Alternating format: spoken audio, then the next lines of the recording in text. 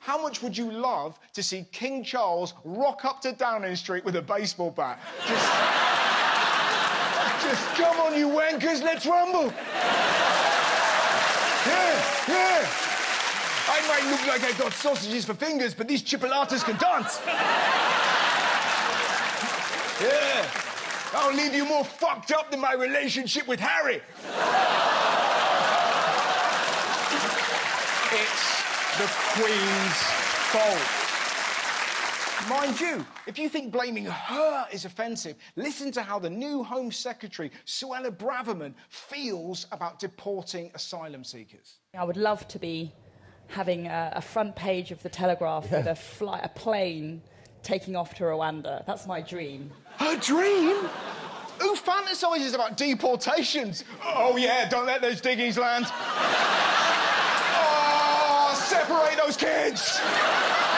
Send them back!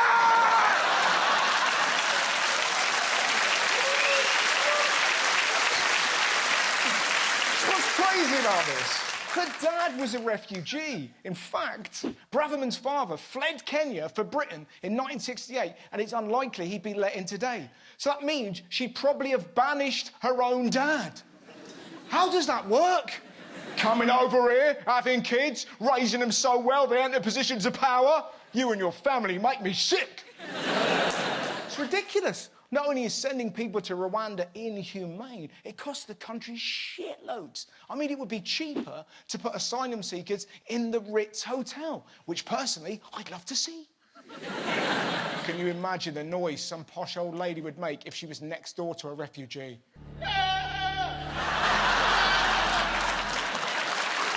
These are crazy times, man. Do you know, we're only a month into this government and people already want change. We ran a poll yesterday, should there be a general election? 81,000 votes in that, and 93% saying there should be a general election. Did you see who the nation would rather we had in charge? People want Martin Lewis to be Prime Minister. Lot of nods here, lot of nods. Yeah. Martin Lewis. I wonder how he feels about it. I'd rather have my nipples wired to electrodes and not in a good way than become Prime Minister. Shall we move on?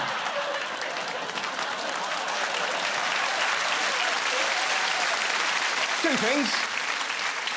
One, that feels like a hard no. And two, is there a good way to have your nipples electrocuted? Like anyone's been hooked up to a car battery. Oh, this is fun! I've always dreamt of doing this. There isn't a good way, trust me. The noise you make is insane. My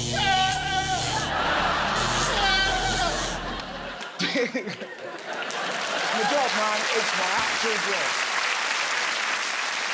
Did you see some of the other favourites? David Attenborough? Stephen Fry? And the one that caught my eye, Alison Hammond. It would be amazing. Instead of this laugh, we'd have this. It'd be quite fun, wouldn't it? Be joyous. Every time she did an interview, it would be fantastic. Do you think you've got what it takes to be Prime Minister? Are you going to cut public spending? Fairness come into it. Is that one of your key considerations? What will it take for the West to get directly involved? Can you feel it?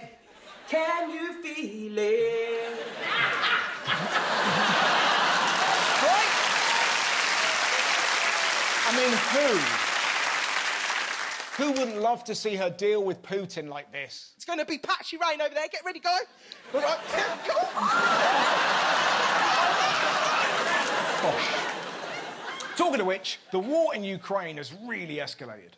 Terror returned to the streets of Ukraine's capital, Kyiv, today, as Russia rained missiles down on the city in the first such attack in months. The Russian president said the attacks were a response to what he called acts of terrorism by Ukraine after the explosion that damaged the Kerch bridge that links Russia with the next Crimea. How can Putin call them terrorists? Have you seen the dictionary definition? Terrorist, noun, a person who uses unlawful violence and intimidation, especially against civilians, in the pursuit of political aims. Fuck me! That's so on the money, it could be Vladimir Putin's Tinder bio. Putin calling you a terrorist is like this guy saying you've got a stupid name. Instead of listening to Putin, we should be listening to this chihuahua. War is always bad. They should have done this differently, with negotiations. Thanks, chihuahua.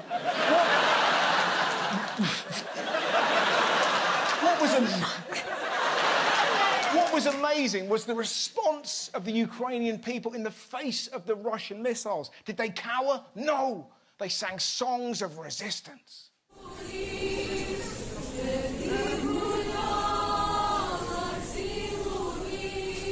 And if you think that's defiant, listen to this. 15,000 Ukrainians decide to have a mass orgy if Russia deploys nuclear weapons.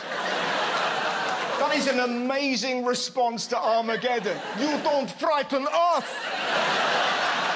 Right, Ivana? Exactly, Sergei! He's a megalomaniac! Point well made, Ivana! It's brilliant. And in case you fancy going, here's the rules. You have to draw stripes on your hand to show what you're into. And apparently, 3 stripes symbolises anal sex and 4 means oral sex, which explains this photo. Join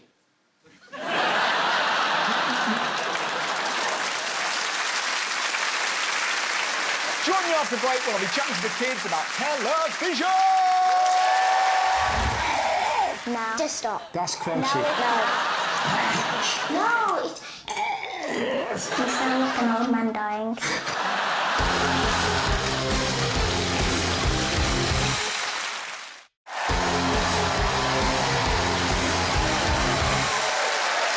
Well, that's a shame.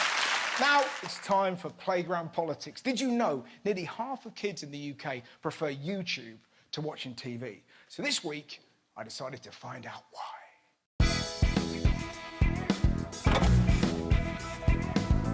What do you like watching on TV? I normally watch your show. Do you? Yeah. Oh, thanks. Rick and Morty. Yeah, wow, you watching Rick and Morty? Yeah. It's pretty full on. How can we win you back to TV? What would you need to see on TV to get you back? Maybe you could give Drake a bazooka. Give him a bazooka, yeah. He's gonna shoot Billie Eilish. He's going to shoot Billie Eilish. That, I mean, you looked shocked by that, but you would watch it. Yes. If the TV show to win 13-year-olds was Drake hunting down Billie Eilish with a bazooka, I think we'd all watch it. 100%. 100%. What would you like to see on TV? Someone breaking their arm. Right. Because I want to know what it's like, because I'd like to see some Russells. So how about we combine the two, we find Russell Brand, and we break his arm? Ooh. That doesn't satisfy me. Well, OK, so you want to just see lots of Russells. So you want to see Russell Crowe, Russell Brand? Imagine if there's all Russells in the room. All Russells in the room? Yeah, it's just Russell. Every single Russell is in this room. You want to see a room full of Russells. And what do you want to do with these Russells when they're in the room? Shoot them with a minigun. Whoa. What do you watch on YouTube? What Try kind not to laugh videos. Should we try one of those now? A try not to laugh? Yeah. OK, so I'll try not to laugh.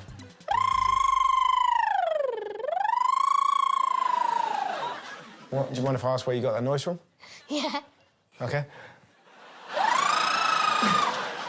I mean, that did get me. Have you heard of this thing called ASMR? Have you heard of that? Yeah, I've heard of that. I only like ASMR when they're eating. You like listening to people eat? It's just try it yourself, then you won't question me. Oh, OK. Or the tortilla challenge. What's the tortilla challenge? So basically, you put water in your mouth, Yeah. get a tortilla wrap thingy, Yep. and then you slap them as hard as you can. And if they spit water out, like, they lose. So you're just slapping someone with a food product? It's funny. Sure, I'm not denying that. I'd like to see that sort of stuff on the Bake Off. Like when they don't bake the cake properly, Hollywood gets like a galoche and then... Knocks them out. Knocks them out, yeah. Put the head in the oven. Yep. So you get a snooker ball when you get a long sort. All right, it's just... They get like this tiny mic, and then they have different tubs of slimes, and then they put the mic in it, and it hears the noise that it makes. What does it sound like? Some of it's crunching. Crunchy slime? I'd have thought it'd be more like... No, it actually doesn't sound like that. Slime doesn't sound slimy. No. No, it doesn't sound like that neither. It doesn't sound like that. No. No. No. Just stop. That's crunchy. No, it's... You sound like an old man dying. Yeah, exactly. What is it with you kids and sliming and stretching? Hey, I don't like slime. The kids out there like slime. Kids in my class like slime. These kids, man. Not kids. Kids these days.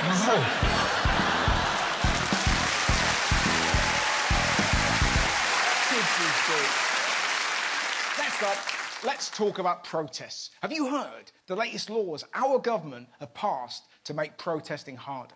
The police, crime, sentencing and courts bill is wide-ranging. Police would be able to put more conditions on protests, including setting noise and time limits. Failure to comply could result in a fine up to £2,500. Basically, the government have changed the law, so now, if you protest, you can't make a noise. How does that work? What do we want? To be heard. It's nuts. When you're angry, you make noise. When they threw Edward Colton in the Bristol Harbour, they didn't put toilet paper down to muffle the sound. Like you might have heard. If they ban noise, all we'll be left with is placards, and they could be a little bit tame. Also, why are they using police to monitor sound levels? They don't have great ears. I mean, they didn't hear Boris's lockdown parties, and they're outside his fucking house.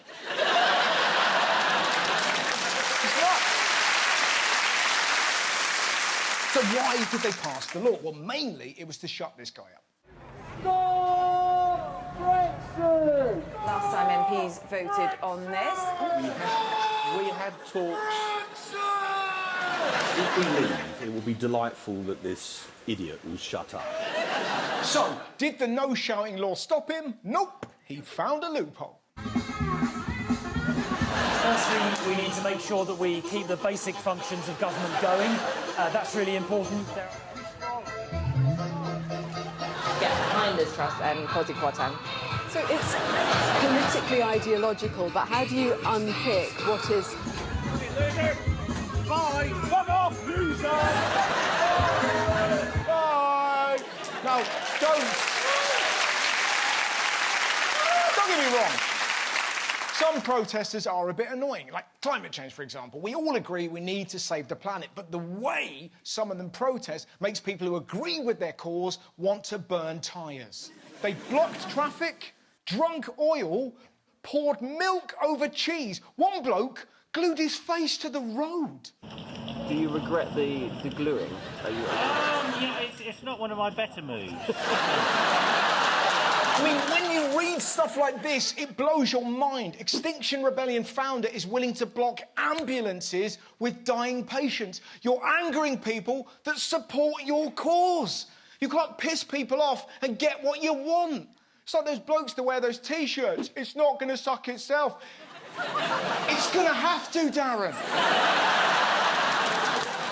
You're not going to trick him into a blowy, but however disruptive it is, protest is vital. Black Lives Matter highlighted racial inequality. Greta Thunberg put climate change on the G20 agenda. And in 2014, Ukrainian protesters ousted the corrupt government. Protest is important. Women are able to vote because of protests. But here is what's fascinating. When the suffragettes were fighting for the vote, people made posters suggesting that if women could vote, they'd end up looking like this. There were even suggestions they might turn into Alan Partridge.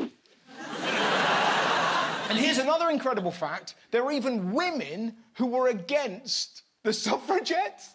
Imagine fighting against your own freedom. What do we want? Less. I'm a silly little woman. I don't need that power.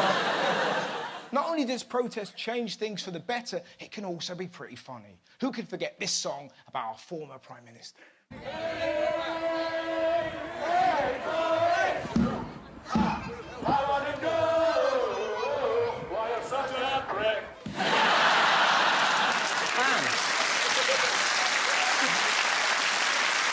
When law was announced to crack down on pornography, how did people protest?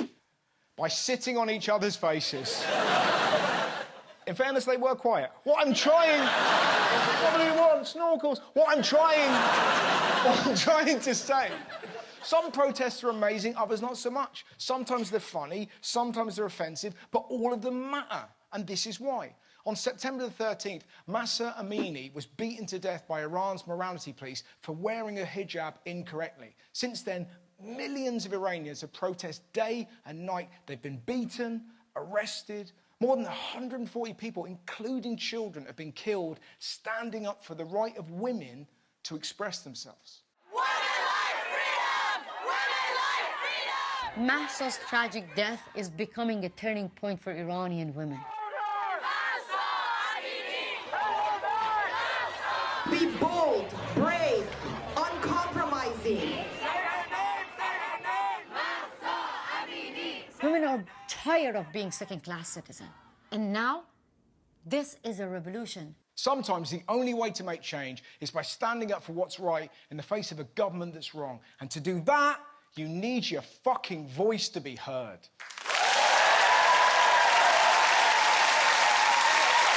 Join me after the break when we'll have stand-up from one of the best comedians in the world, Michelle Wolf.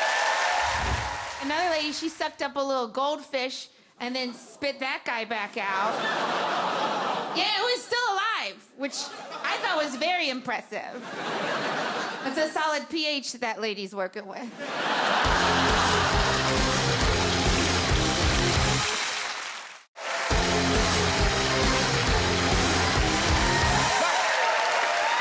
It's the final part of the show, and I'm delighted to introduce our stand-up guest. Please welcome to stage the absolutely magnificent Michelle Wolf!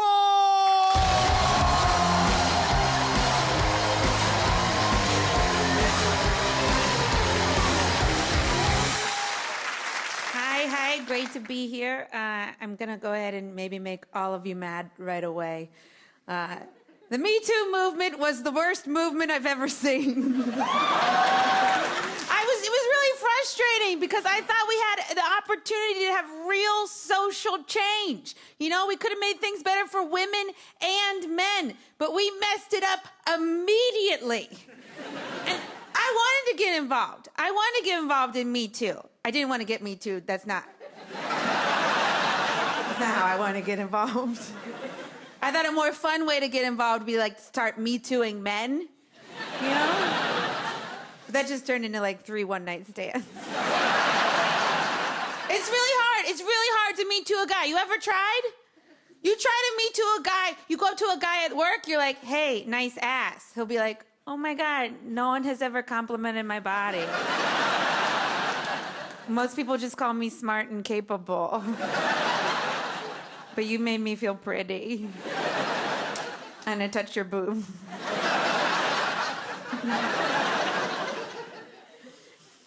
It's hard, you know? And part of the reason Me Too is so hard is because everyone has different lines. And I think a lot of men, you guys don't even know where your line is.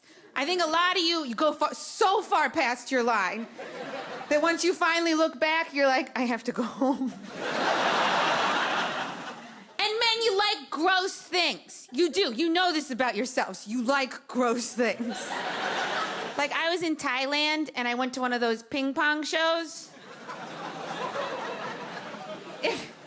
If you don't know what they are, it's not a game of ping pong. I mean, it's a little bit a game of ping pong. It's these shows where women put ping pongs and other things in their vaginas, and then they shoot them out at quite a velocity. I mean, these guys really come at you. And it's not just ping pongs. They do other things like one woman smoked out of her vagina.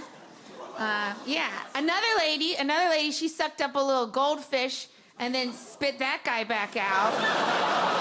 Yeah, it was still alive, which I thought was very impressive. It's a solid pH that lady's working with.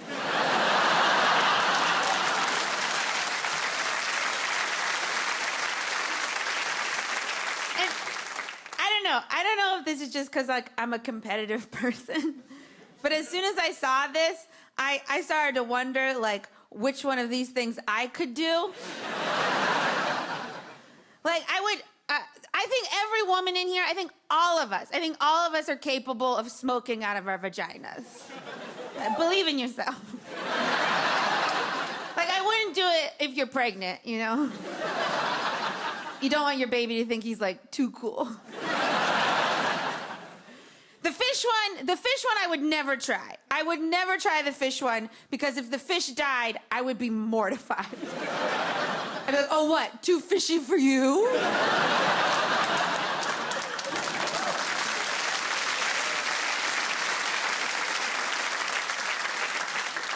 The ping pong one, that's the one we all want to know about ourselves.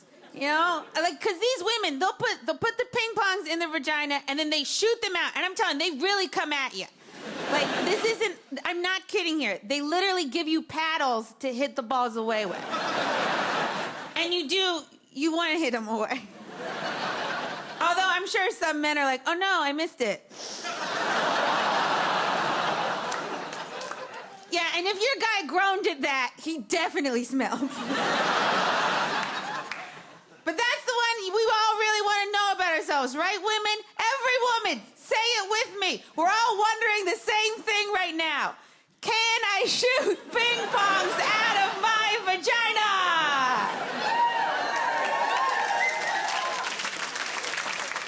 So I tried, and now I'm just chock full of ping pongs. Maybe if anyone wants to play a game later, just drop kick me in the stomach. You know, get rid of those ping pongs and hopefully that baby.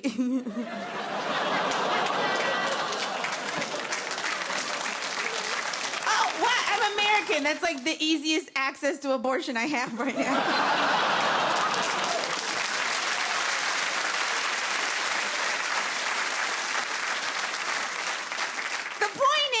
The point is that show only exists because men, you like gross things.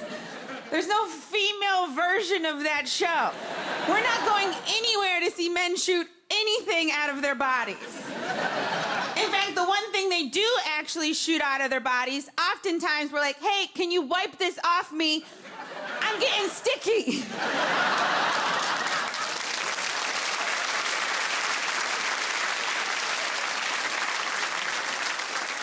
Look, I don't want to downplay this, you know, like, I know real assaults happen, you know? There's real bad things that happen out there. But some of the stuff I heard during Me Too, I was like, yeah, that's not it. Like, I heard one woman, she goes, I was having sex with this guy, and he put his penis on my forehead. That's a Me Too. And I was like, no, you just had weird sex. That's just the day you found out if you like a penis on your forehead. And if you do, guess what? Me too. Thank you guys very much. I'm Michelle Wolf. Ladies and gentlemen, the wonderful Michelle Wolf! Time now for good deeds.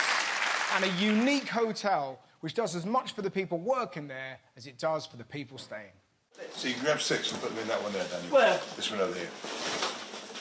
Am I doing well? There, please, Am I doing well today? You're doing brilliantly. I'm Paul and I run the Priory Hotel. The Priory Hotel is a not-for-profit, community-driven hotel staffed by people with learning difficulties and people who just need a second chance. I'm originally from North East Yorkshire. My dad got work in South Africa and we moved there during the height of apartheid.